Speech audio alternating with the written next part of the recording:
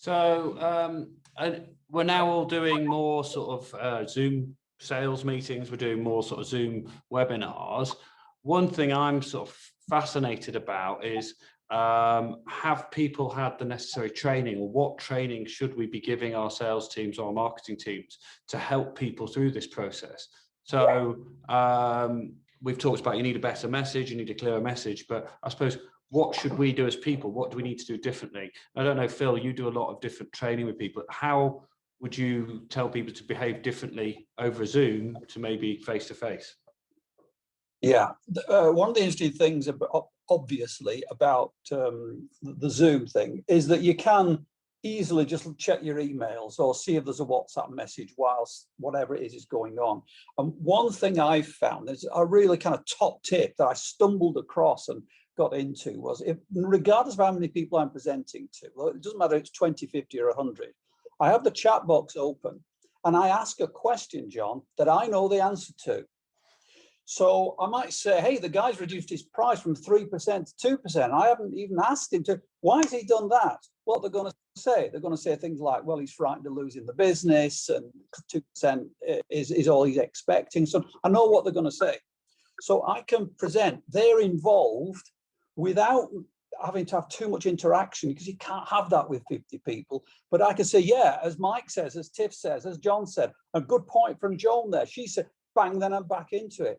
And I do that every 10, 12 minutes or so. And people have said, I really feel as though I'm part of it.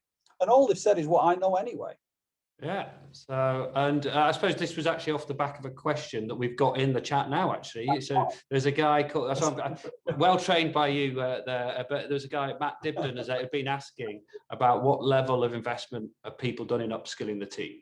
So I do think having that, yeah, not just going into presenter mode and thinking, well, actually, I can interact with these people by saying, look, put your questions in. We can see the questions coming in. We will respond and interact with you. We'll raise your questions to the panel. But I suppose, have you seen people change how they're training or using their decks and their sales pitches? Yeah, we're very big on checking in with clients, maybe 3 or 4 months after we first roll out a new sales tool.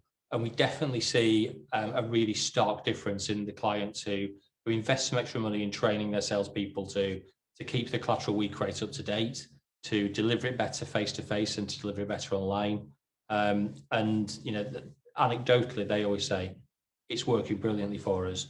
The people who don't make that same investment still see the requisite uptick in terms of it will improve things, but it's much, much higher for the people who say, that we're going to improve the collateral, but we're also going to invest some extra money in training them how to use the collateral. Exactly. Right, yeah. Okay. So we've talked about getting the Q&A going. One of my big things I miss, I'm a big flip chart whiteboard person, right? So I probably could have done a flip chart whiteboard here potentially.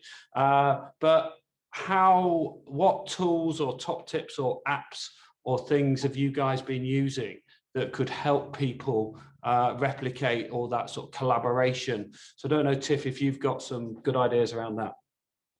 Yeah, thanks. I'd love to share that. I mean, it's a great question, isn't it?